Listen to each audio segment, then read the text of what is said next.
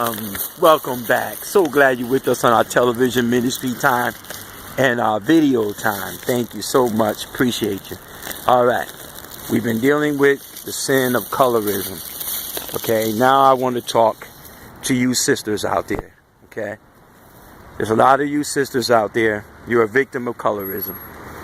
And now I want this to be for the saved lady, saved woman, and the unsaved woman.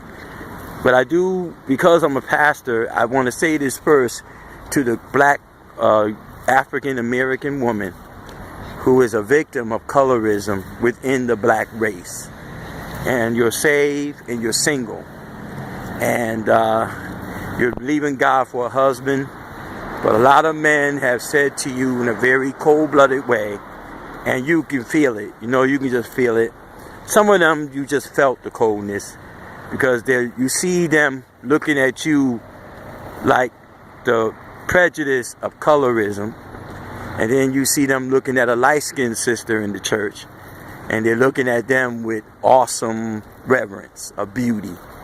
And you get this all the time. And a lot of men in the church don't want to seek you because you're a dark-skinned lady. And I know it hurts. It hurts. But you're beautiful. I'm not flirting with you. I'm married. I'm just encouraging you, okay? And I love my wife. I'm just trying to encourage you. I'm not trying to flirt with you. You're a very beautiful lady.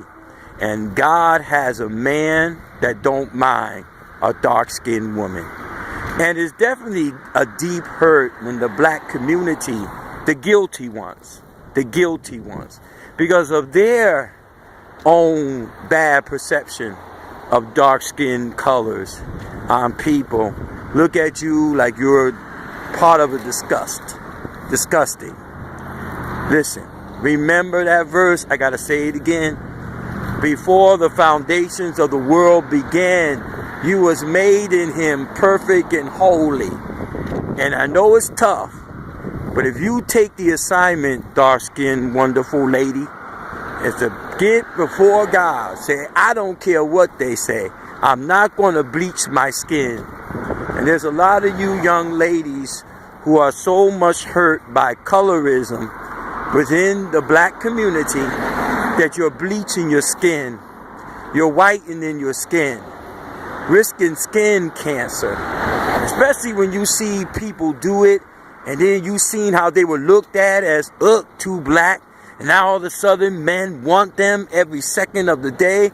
It causes you to think that you should do it. Don't do it. Don't do it. Don't bleach your skin. You walk proud as a dark-skinned lady. You were made by God. You were made by God. You hear me? Now remember I told you that our church, Goodness and Mercy, as soon as I get a team of staff and ministers and helpers, we're going to have a committee for that. And I'm going to tell you what I mean by that. We're going to have, inspired by God, as the Lord leads me and my wife, to choose people that will respect your privacy. They hold secrets. Because, look, we're going to have a committee that deals with the harsh effects of colorism from the white community, the Chinese community, Asian community, that is prejudiced against people who are of a darker shade of color, and within the black community, because there is a rejection from our own African American people on on dark-skinned girls and dark-skinned men. And so we might get a lot of people coming to our church that are of low self-esteem. Some young kids are getting into cutting themselves with knives and razor blades and taking antidepressant drugs and taking psychotic drugs because it's really grilling their minds, and drinking and smoking and prostituting because they figure no man don't want them. So if any man willing to have hot sex, they'll go for it. But people, you don't gotta do that. So we're gonna have a committee in our church that, we'll have people that know who's a victim of it, and we're going to privately, not publicly, we're not going to do everybody look. We're going to help somebody who's a victim of no. It's not going to be a blowing of the horn. It'll be asking them through talking to them, because sometimes people need someone to help them to cope. Sometimes ministries are just listening, active listening. Sometimes in ministry you can get people that'll do volunteer physical stuff, but sometimes great ministries are active listeners, and I believe it could help. And we can help people who are victims and low self-esteem from the side effects and prejudice attacks of colorism. It's a big, big evil. You know, it's nothing new, been going on.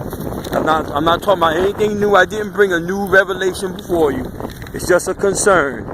That's all, just a concern. So, listen, I tell you, it's sad. Some women, it's more, men probably bleach their skin too. I don't want to make it just a woman issue. Men probably bleach their skin too. And, you know, it's so bad that, you know, I'm going to share something with you. It's so bad that there's a lot of people, there's a lot of African American people, right, that they're not at all dark skinned. They're not at all dark skinned at all. They're brown and tan. But they feel they gotta bleach their skin because the pumping of light is beautiful overtakes their mind. And ladies and gentlemen, unless you're doing it because you really want to do it, from bleaching the skin to changing their beautiful black hair to pink, orange, and yellow, and you know, if you're doing it because you like doing that, no. But some people do it because of, you know, the image that light and white, and you know, is beautiful. And of course, you know, Hollywood helps it out. You don't get much dark-skinned people getting major roles. And let me tell you something, you might not believe this, and I'm going to close off with this, but colorism is also an economic issue, because a lot of women should be having families with children, and then a lot of jobs are not obtained by dark-skinned people. A lot of economic situation goes on. So we want to fight against the sin of colorism.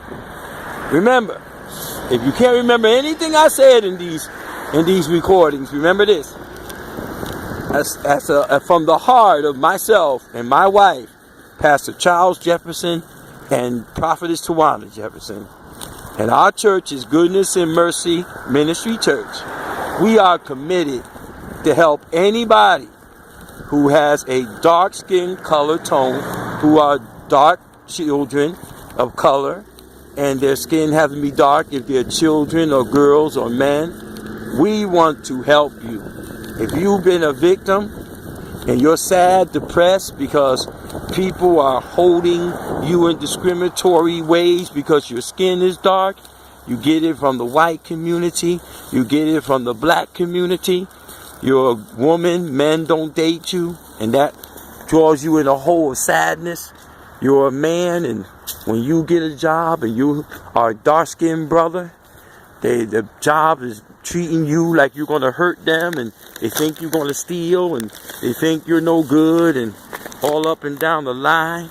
Listen, we want to be here for you to help ease the wounds, to help heal the heart. So that's what we're doing. We're going to get a committee. We're going to deal with it.